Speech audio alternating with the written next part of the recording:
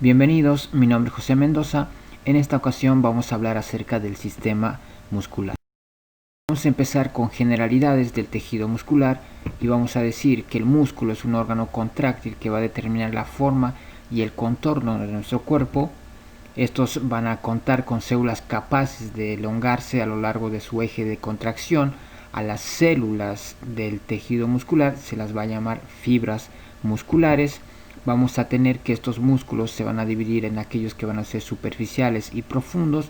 Los superficiales van a estar por debajo de la piel y por encima de lo que es la aponeurosis, y aquellos músculos profundos van a estar por debajo de la aponeurosis. Es importante decir que los músculos van a estar insertados a diferentes estructuras por medio de lo que son el tejido conectivo. Por ejemplo, el tejido musculoesquelético va a estar adherido a los huesos por medio de tejido conectivo, que estos van a ser los tendones, y la interacción de lo que va a ser el hueso, las articulaciones y los músculos van a producir el movimiento. Va a existir tres tipos de tejido conectivo muscular, que a su vez estos van a formar tres tipos de tejidos de músculos, y estos van a ser el tejido muscular esquelético, el tejido muscular cardíaco y el tejido muscular liso. Vamos a empezar con el tejido muscular esquelético. Este tipo de tejido se denomina así porque la mayoría de los músculos esqueléticos van a mover los huesos del esqueleto. Ahora, de acuerdo a su actividad, este va a ser voluntario, lo que quiere decir es que su actividad va a poder ser controlada de forma consciente por las células nerviosas, y va a ser estriado porque al observarse o examinarse por un microscopio se van a observar en su estructura unas estriaciones que van a ser básicamente bandas proteicas claras y oscuras alternantes, y entonces por eso va a llevar este nombre de estriado. Entonces este va a constar de un gran número de fibras musculares que van a ser pequeños haces de fibras que van a estar envueltos por tejido conectivo. Se va a denominar el perimicio, el epimicio y también el endomicio. Bien, el otro tipo de tejido muscular es el liso. Este tipo de tejido muscular liso, o también denominado visceral, de acuerdo a su actividad, este va a ser involuntario. Involuntario porque no va a poder ser controlada de forma consciente por las células nerviosas, ¿sí? Es importante también decir que este tipo de tejido muscular va a ser no estriado, lo que quiere decir es que no va a tener esas bandas proteicas claras y oscuras alternantes, no va a tener estriaciones en lo que es su estructura. Nosotros vamos a ver que este tipo de tejido muscular liso lo vamos a poder encontrar en las paredes de los vasos sanguíneos, en los vasos linfáticos, en el tubo digestivo, en las vías respiratorias, en la vejiga, en las vías biliares, y también lo vamos a poder encontrar en lo que es el útero. Bien, y vamos a continuar con lo que es el tejido muscular cardíaco. Este tipo de tejido muscular, sí, nosotros exclusivamente lo vamos a poder encontrar en lo que es la pared del corazón, ¿sí? La pared del corazón, este músculo va a estar ubicado en lo que es el miocardio. De acuerdo a su estructura microscópica, de acuerdo a esta observación microscópica, este va a ser también estriado porque, como dijimos, este va a tener unas bandas proteicas claras y oscuras alternantes, por eso va a llevar el nombre de estriado, y de acuerdo a su actividad,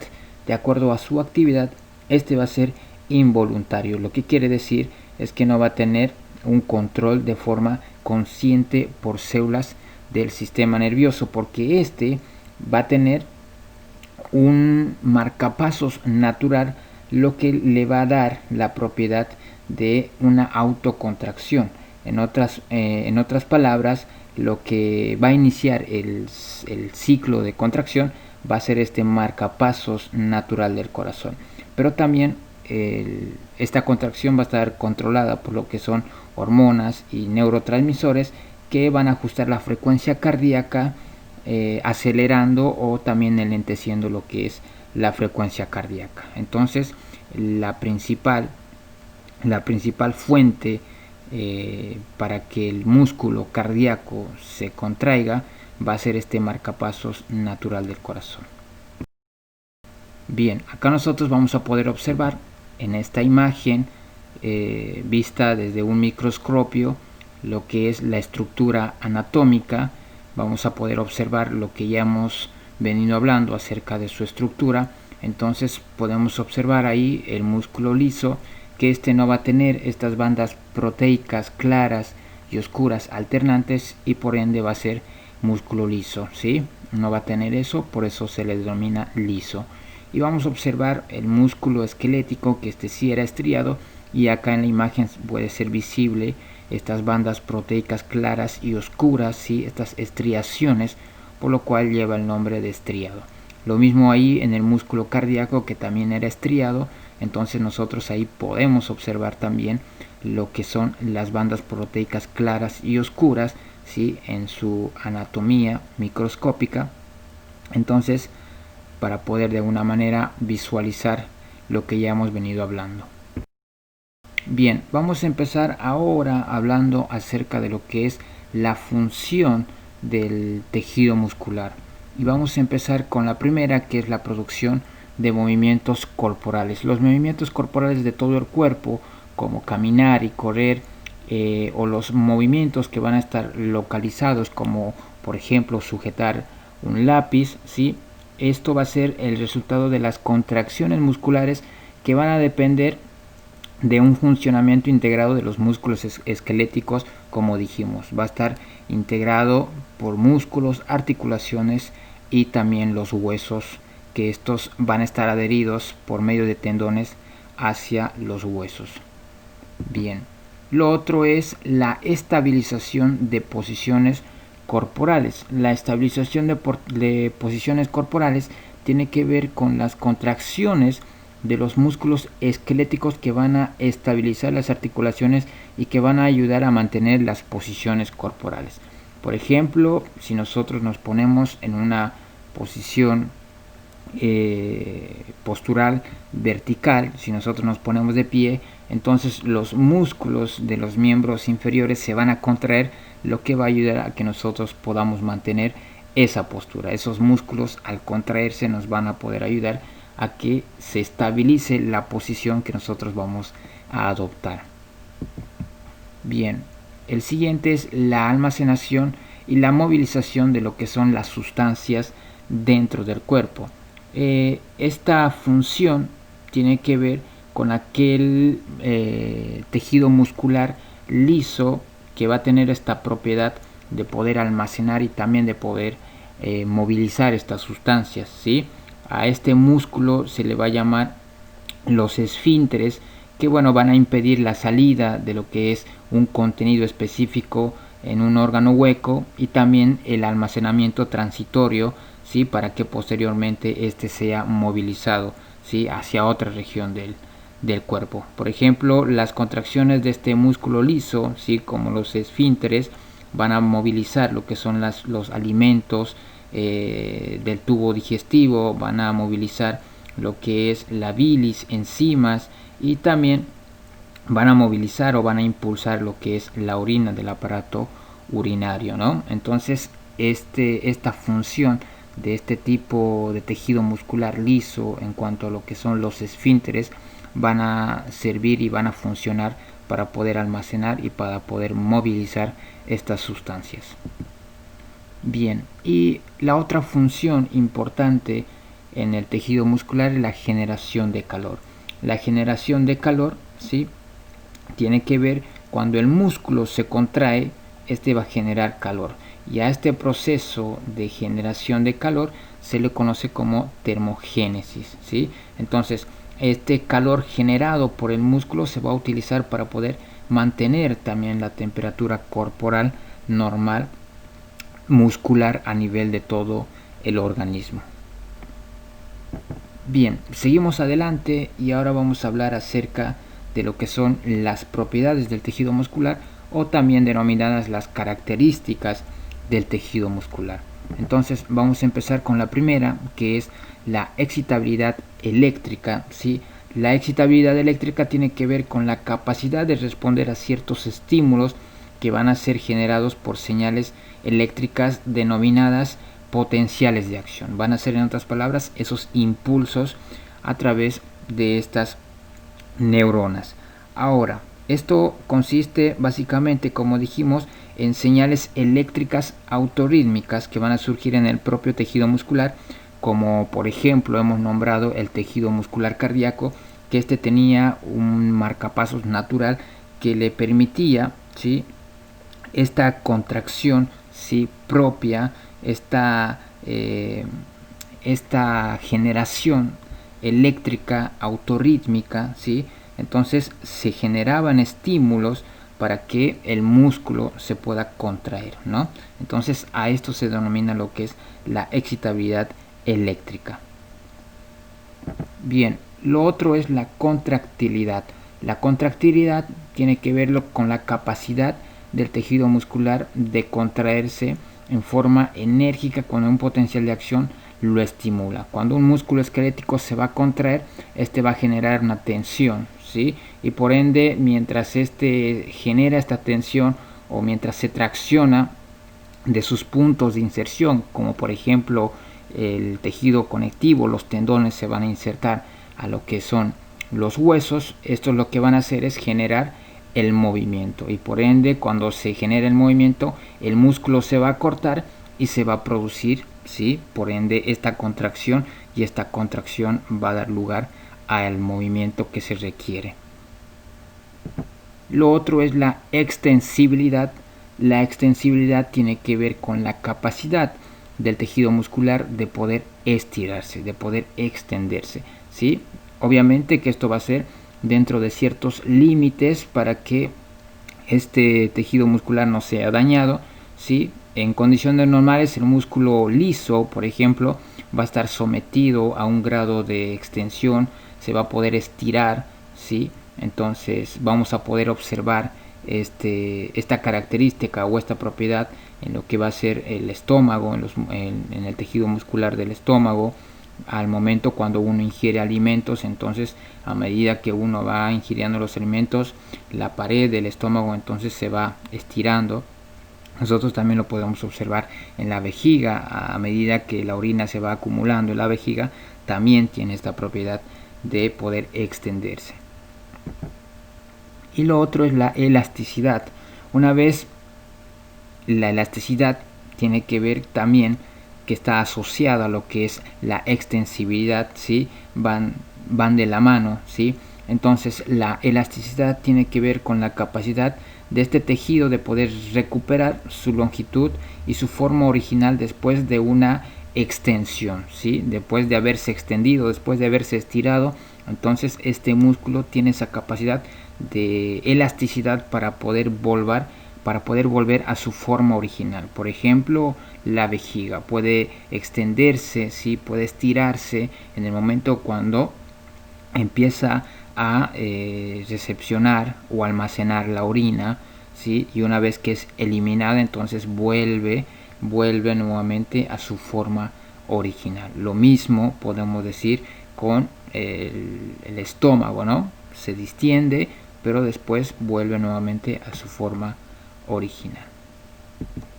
Bien, ahora vamos a ver, y como dijimos también, que los músculos sí van a estar formados básicamente por células, ¿no? Es un tejido, y un tejido era un conjunto, estaba formado por un conjunto de células, y a las células del tejido muscular se las van a llamar las fibras musculares, o también se les denomina los miocitos, ¿sí? Ahora vamos a ver en cuanto a su propiedad, en cuanto a su estructura y su funcionalidad, qué características y cómo está formado.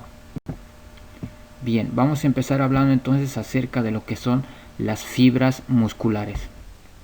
Bien, entonces vamos a ver que las fibras musculares, estas células del tejido muscular, van a tener muchos núcleos, van a ser multinucleadas y van a estar situados en posición periférica. Si recordamos un poquito a aquello que habíamos avanzado acerca de lo que es el nivel celular, hemos visto que los componentes principales para que una célula sea considerada en cuanto a su estructura. Esta tenía lo que era una membrana citoplasmática, tenía un citoplasma y también tenía núcleo, ¿sí? En este caso las fibras musculares van a ser multinucleadas, que van a tener muchos núcleos. Ahora hablamos un poquito acerca de esos componentes importantes de las células, que estas van a estar constituidas por lo que es una membrana plasmática, que en lo que es en las fibras musculares se va a conocer como el sarcolema, ¿sí? El sarcolema va a ser la membrana plasmática.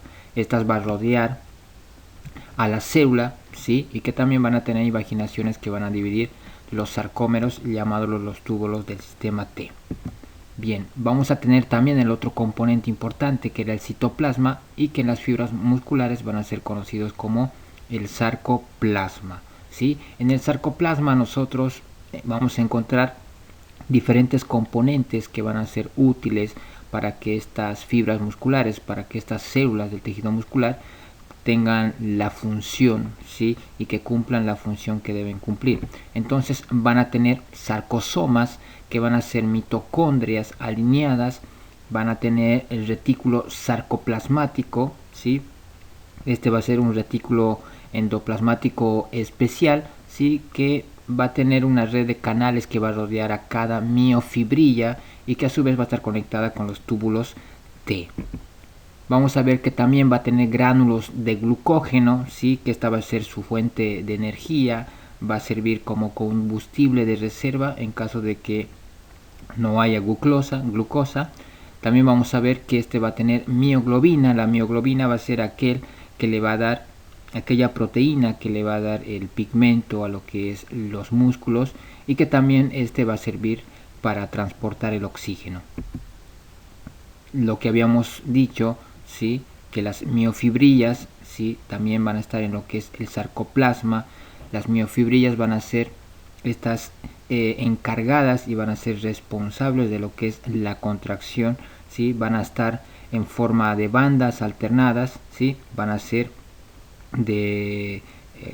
oscuras y también van a ser claras, ¿sí? Estos van a estar alineados, ¿sí? Uno sobre otro, ¿sí? Y también de manera paralela, y su unidad fundamental va a ser llamada el sarcómero, ¿sí? Este va a ser la unidad fundamental, y gracias al acortamiento de este sarcómero se va a producir lo que es la contracción muscular. Va a estar formada por haces de proteínas que van a estar dispuestas paralelamente, y estas proteínas encargadas de lo que es la contracción muscular van a ser la actina y la miosina. Cada fibra muscular, cabe decir de que va a recibir una terminación nerviosa que le va a dar un impulso nervioso para que se produzca esta contracción muscular. Entonces vamos a ver ahora lo que es la estructura del músculo esquelético, o los componentes del tejido conectivo por el cual va a estar compuesto el tejido músculo esquelético. Entonces vamos a ver de que el tejido conectivo va a estar rodeado, ¿sí? Este tejido conectivo que va a rodear lo que es los músculos va a ser primeramente la capa subcutánea, o lo que nosotros conocíamos como la hipodermis. Este tejido subcutáneo, o también conocido como tejido adiposo, ¿sí? Va a estar almacenando lo que era la mayor parte de triglicéridos del cuerpo, y que también servía como capa aislante de lo que era la pérdida de calor, ¿sí? Servía como capa aislante y también evitaba o reducía lo que era la pérdida de calor, y que también va a proteger lo que son los músculos de algunos traumatismos físicos. Ahora, debajo de lo que es esta capa subcutánea vamos a encontrar a lo que es la fascia. Ahí podemos ver en la imagen la fascia.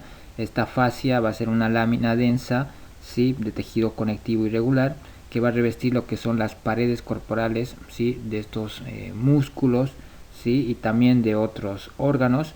Entonces vamos a ver que debajo de la fascia vamos a encontrar tres capas de tejido conectivo que van a estar divididas en diferentes secciones. Entonces vamos a ver que el primero va a ser el epimicio, ¿sí? Que va a estar debajo de lo que es la fascia. El epimicio va a ser la capa más externa de lo que es el tejido conectivo denso irregular, que va a rodear todo el músculo. Ahí nosotros podemos ver en la imagen el epimicio, que como dijimos es de tejido conectivo y que va a rodear todo el músculo.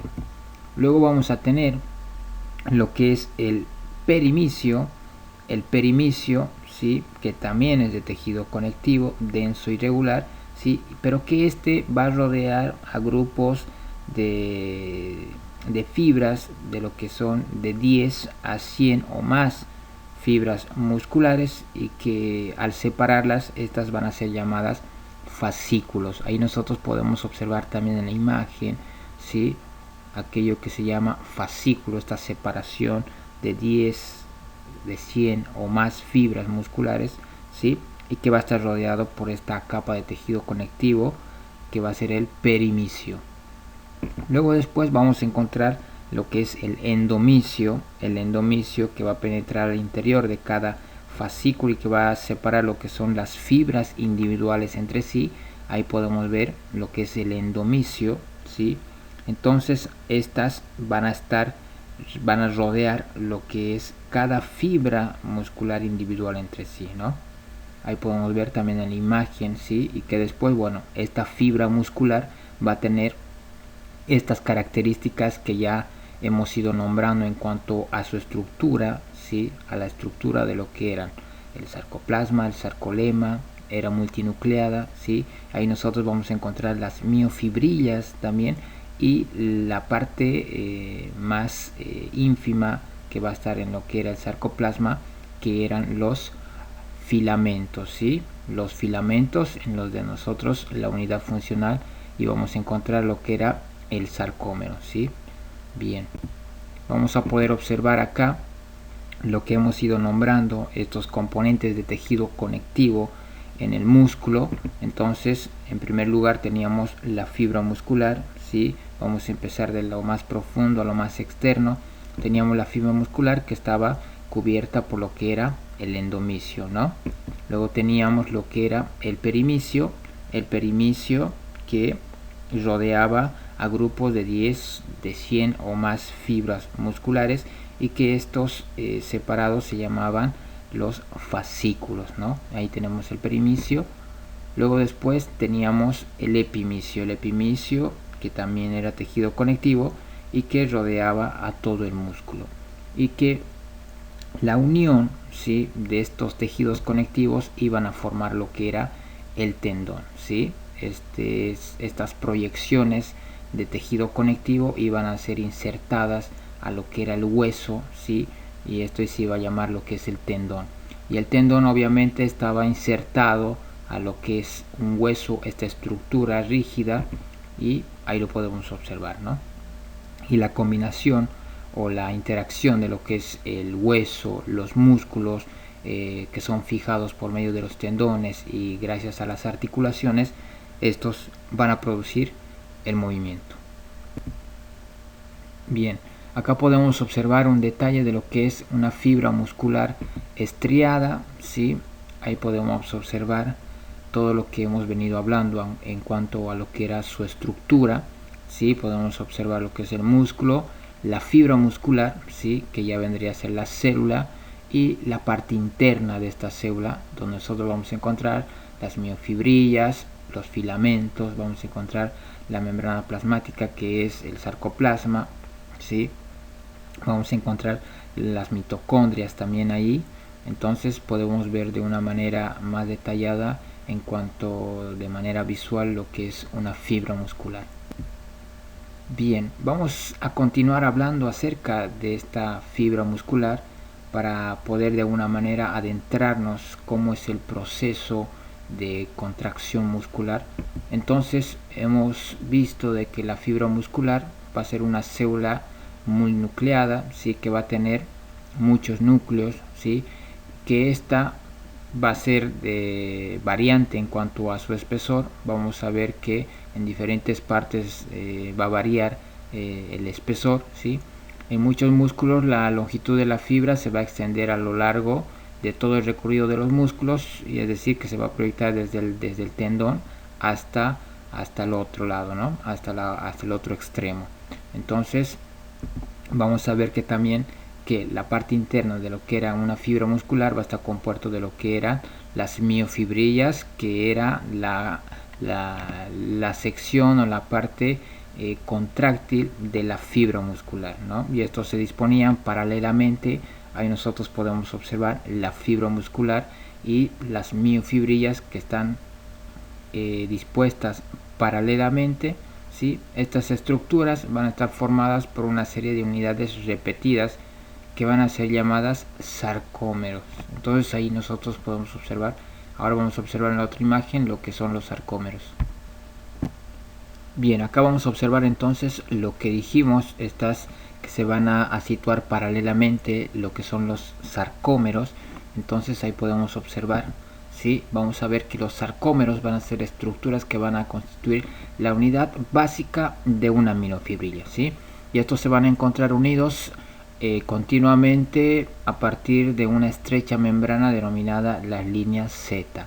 Ahí nosotros podemos observar esta unidad básica de la miofibrilla, que va a ser el sarcómero, ¿sí? Y que, como dijimos, va a estar unida por una membrana que se va a denominar la línea Z. Ahí nosotros podemos observar también en la imagen la línea Z.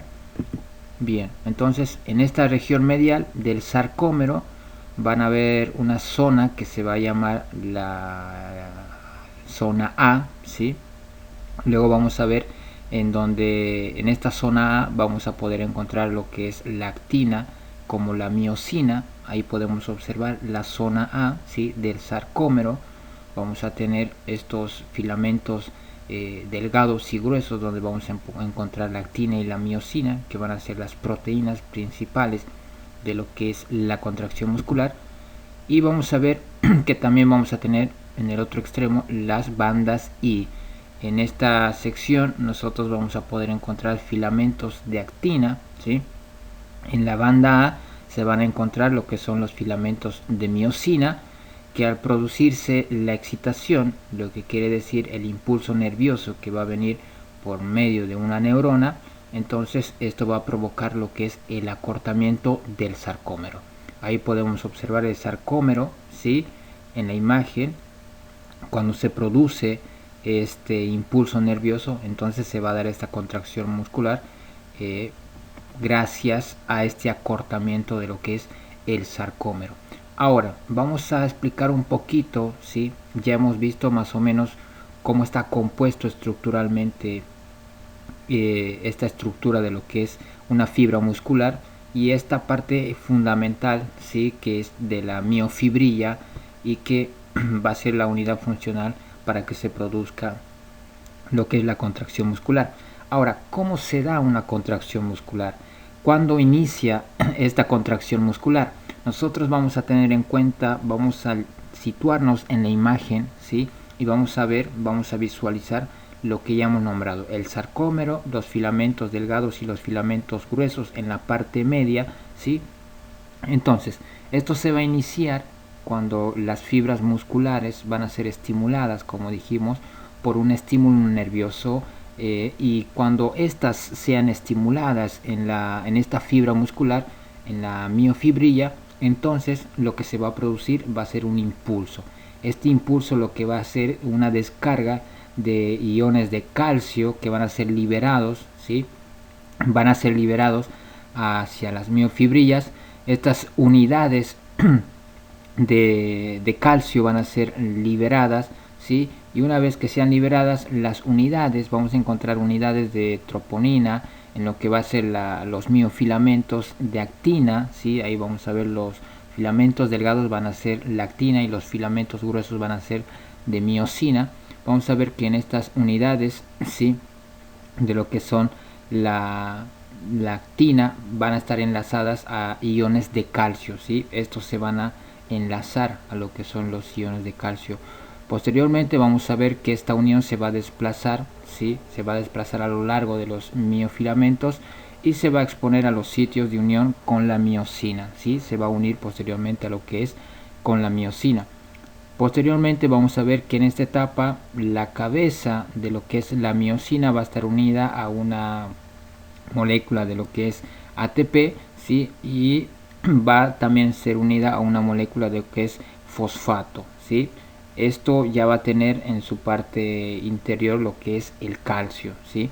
Bien, vamos a tener en cuenta que las cabezas de miosina se van a unir a los sitios de unión que van a ser, han sido expuestos recientemente, y que posteriormente se van a producir esos puentes cruzados, ¿sí? Una vez que se producen esos puentes cruzados, ¿sí? Ahí podemos observar, ¿sí? Cuando las cabezas de miosina se van a unir a lo que es los filamentos delgados de actina, entonces se van a producir lo que podemos ver ahí en la parte de abajo. Vamos a poder ver eso, lo que se llama puentes cruzados. Se van a entrecruzar, ¿sí?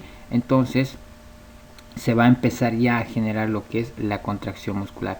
Entonces esta molécula de lo que es de lo que ha sido liberada, ¿sí? En los dos miofilamentos se van a deslizar uno sobre otro y va a impulsar la energía química que va a estar almacenada en las cabezas de miosina, ¿sí? Una vez que se impulsa esta energía que ha sido liberada, entonces a medida que avanzan las moléculas de ATP, estas van a ser liberadas.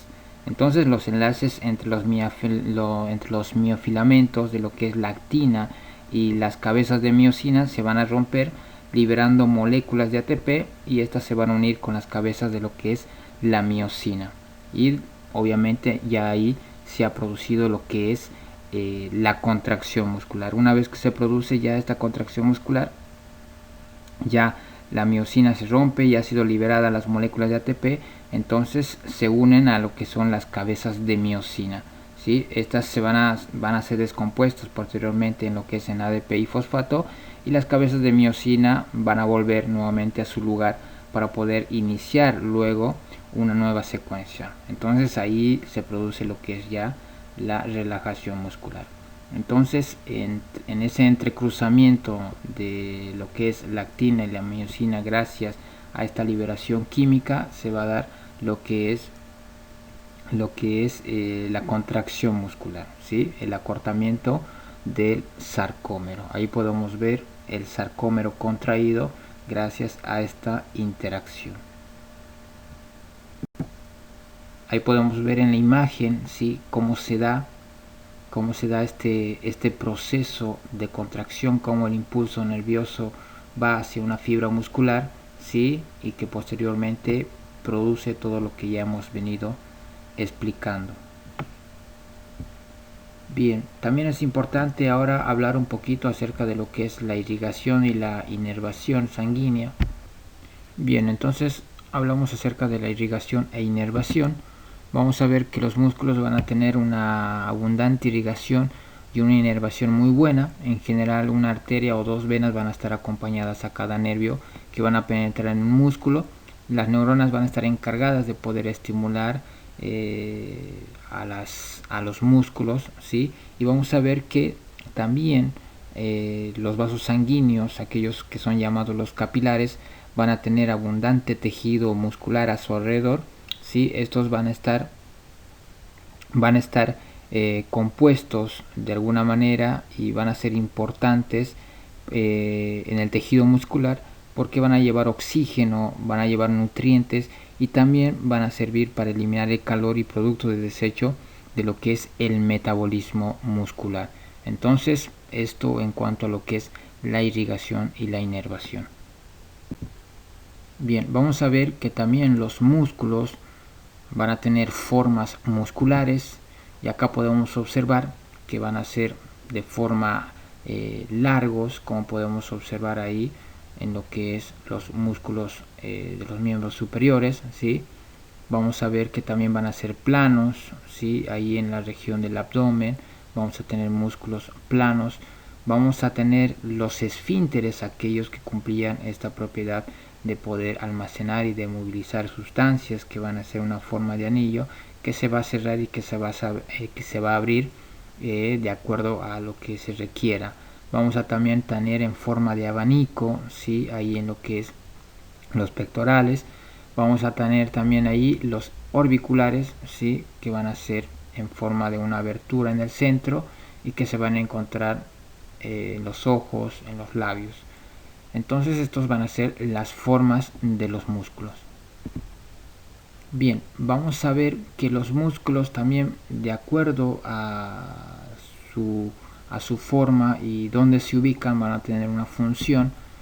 Vamos a tener los flexores y los extensores, que estos van a cumplir la función de flexionar y extender dos partes del cuerpo unidas por una articulación. Vamos a tener lo que son los pronadores y los supinadores. Estos van a estar encargados de poder girar una extremidad a un sentido o a otro sentido.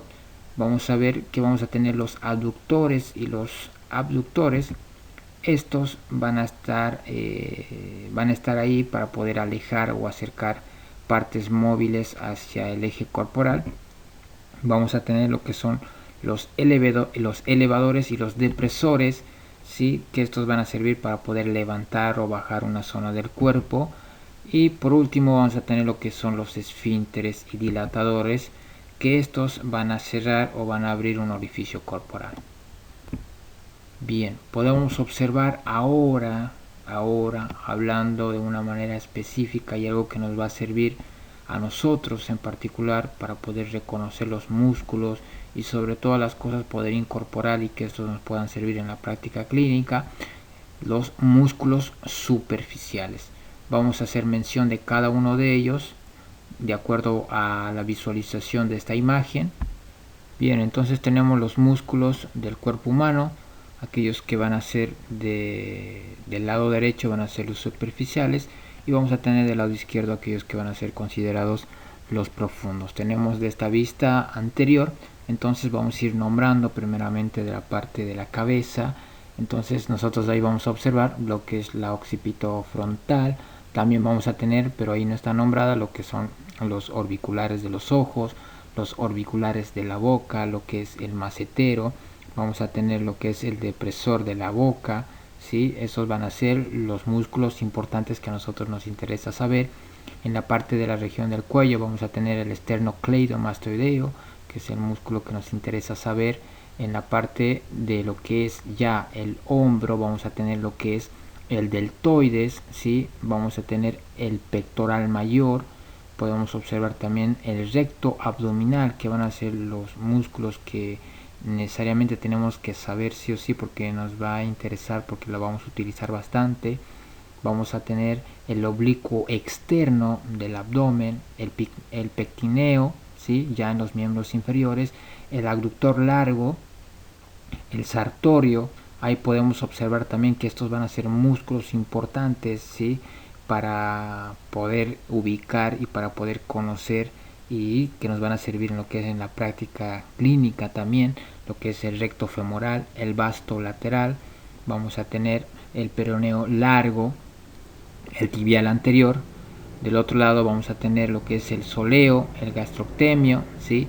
El vasto medial, que es importante también ese músculo, el gracil, ¿sí? Vamos a tener del otro lado aquellos que son considerados ya los profundos, que son importantes y que nos interesa saber también, el trapecio, el pectoral menor, el cerato anterior. En los que es ya el brazo tenemos lo que es el bíceps braquial, vamos a tener el braquial, el brachioradial, vamos a tener el pronador redondo, el flexor radial del carpo, ¿sí? Entonces estos músculos superficiales de la vista anterior nos van a servir y nos son útiles para que nosotros podamos incorporar y que comúnmente lo vamos a utilizar en lo que es la práctica clínica. Bien, por otro lado tenemos los músculos del cuerpo humano en la vista posterior, ¿sí? También del lado derecho vamos a tener aquellos que son considerados los superficiales y del lado izquierdo aquellos que son considerados los profundos. Vamos a observar también en la parte de lo que es la parte de lo que es la cabeza, la occipitofrontal, ¿sí? En la parte posterior, ¿sí? Que ya vendría a ser también lo que dijimos, es un músculo importante. Vamos a ver que nosotros vamos a tener en la parte posterior también lo que es el músculo del trapecio, ¿sí? Ahí vamos a observar lo que es el trapecio. vamos a observar también el deltoides en su parte posterior, el dorsal ancho, ¿sí? En los miembros superiores vamos a encontrar lo que es el tríceps braquial, ¿sí? Vamos a encontrar el brachioradial, el extensor radial del carpo, el extensor común de los dedos, el extensor cubital del carpo, ¿sí? El flexor cubital del carpo. Ya en los miembros superiores en los miembros inferiores, perdón, vamos a poder observar también este músculo que va a ser sumamente importante y que vamos a utilizar bastante, lo que son el glúteo menor, ¿sí? También vamos a utilizar lo que son el glúteo mayor, que son sumamente importantes, el glúteo medio, para que lo podamos observar, podamos ver dónde se ubican. Tenemos también ya en la parte del fémur, ¿sí? Lo que es el bíceps femoral, el semitendinoso, el gracil, ¿sí? Y en la parte posterior tenemos el gastroctemio, ahí lo podemos observar en su parte posterior, y el sóleo de la misma manera, ¿sí? Del otro lado tenemos el tibial posterior, el peroneo largo, tenemos el semimembranoso, el glúteo mayor, como ya nombramos, ¿sí? El glúteo medio también. Tenemos los oblicuos externos, el cerato posterior, también vamos a ver ahí, como nombramos, el tríceps braquial, el redondo mayor, el infraespinoso, el redondo menor, el supraespinoso, y lo que es el elevador de la escápula, ¿sí? Y por último el esplenio. Entonces estos van a ser los músculos que básicamente tenemos que incorporarlo, porque nos van a servir en lo que es la práctica clínica, y que nos van a ayudar para poder ubicar y poder reconocer estos músculos. Es importante nombrar también aquellos músculos que son propios de la respiración. El músculo por excelencia, nosotros vamos a tener a lo que es el diafragma, ¿sí? Que va a ayudar a lo que es la respiración normal, ¿sí? Y que va a estar trabajando constantemente en lo que es la respiración, ¿sí? También vamos a tener lo que son los intercostales externos, que van a ayudar en el proceso de la inspiración. Tenemos los intercostales internos también en el proceso de la expiración. Vamos a tener también adheridos a esos o añadidos a ellos, cuando se presente una respiración forzada, aquellos músculos que van a interactuar para poder de alguna manera cumplir una función, y que estos músculos van a ser evidentes cuando nosotros podamos visualizar objetivamente cuando hay una respiración forzosa. Entonces estos músculos van a ser el esternocleidomastoideo, que ya lo hemos ido nombrando, ¿sí? Vamos a tener el escaleno, el pectoral menor durante la expiración. Vamos a tener también aquellos músculos que van a intervenir, como va a ser el oblicuo externo, el oblicuo interno, el transverso del abdomen también. Vamos a tener el recto del abdomen y también los intercostales internos cuando se produzcan estas respiraciones forzadas. Entonces van a ser los músculos propios de una respiración normal y también de una respiración forzada. Entonces con esto estaríamos concluyendo a manera resumida todo lo que nos compete saber en lo que es el sistema muscular, para que nosotros podamos utilizarlo en el momento que así lo podamos requerir. Con esto terminamos lo que es el sistema muscular. Espero que les sirva como material de estudio.